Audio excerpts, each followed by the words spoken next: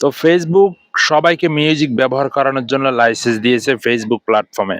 অনেকেরে দিয়েছে, অনেকের আবার দেয় নাই।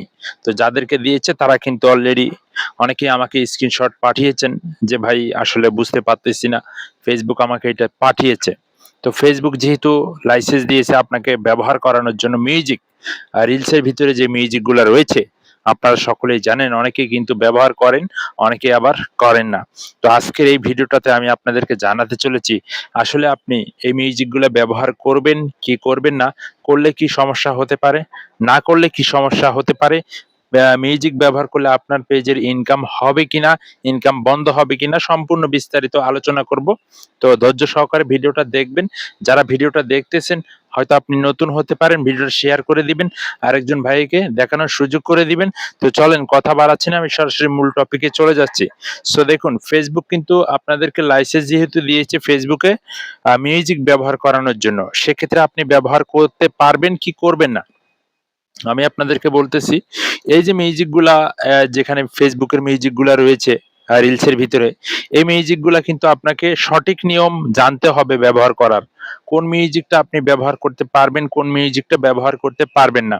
অতএব আপনি এখানে কিন্তু লেখা রয়েছে রেভিনিউ শেয়ার, অর্থাৎ রেভিনিউ শেয়ার যেটা মিউজিক লেখা রয়েছে, সেই মিউজিকগুলা কিন্তু আপনারা ব্যবহার করতে পারবেন। তবে আপনি যে মিউজিকটা ব্যবহার করতেছেন, মিউজিকটা ব্যবহার করার কারণে মিউজিকের যে কোম্পানি রয়েছে, আপনার ভিডিও থেকে যা ইনকাম হবে, বাট অর্ধেক কিন্তু মিউজিক কোম্পানি নিয়ে যাবে। সো বেশিরভাগই কিন্তু মিউজিক কোম্পানি নিয়ে যাবে, তার থেকে কম যেটা পাবেন সেটা কিন্তু আপনাকে দিবে। আবার অনেকগুলা মিউজিক আছে, এগুলা কিন্তু আপনি ব্যবহার করতে পারবেন না, ফেসবুক নিজেই বলে দিয়েছে। সো এই যে মিউজিকগুলা যেগুলো ব্যবহার করতে পারবেন না, এগুলো কিন্তু ব্যবহার করা যাবে না। এখানে লেখাও রয়েছে কিন্তু আপনারা যারা মিউজিক অপশনটা পেয়েছেন, অবশ্যই আপনারা এখানে গেলেই কিন্তু লেখাগুলো পড়লেই আপনারা বুঝতে পারবেন। অবশ্যই আপনারা এগুলো বাংলায় কনভার্ট করে দেখে নিবেন যারা বুঝেন না। সো অবশ্যই মিউজিক ব্যবহার করার ক্ষেত্রে আমি মনে করি মিউজিক ব্যবহার না করাটাই বেটার।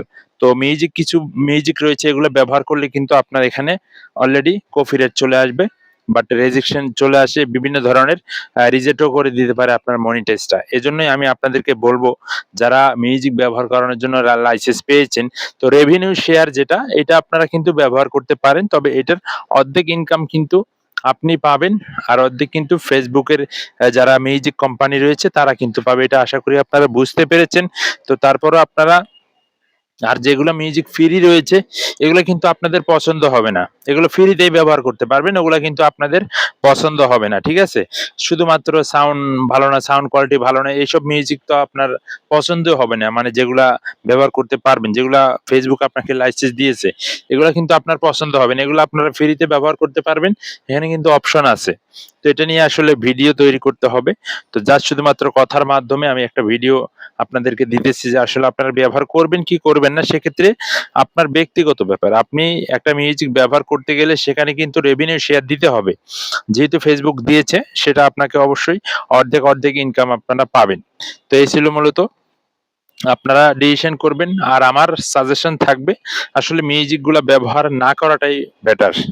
হ্যাঁ, আপনার নিজের কন্টেন্ট আপনি আপলোড করতে থাকেন ইনশাল্লাহ। আর আপনি যদি মিউজিক ব্যবহার করতে চান, সেক্ষেত্রে আপনি মিউজিক কোম্পানি থেকে কিনে নিয়ে আপনি মিউজিক গুলা ব্যবহার করতে পারবেন। আশা করি বুঝতে পেরেছেন। ভালো থাকবেন সবাই।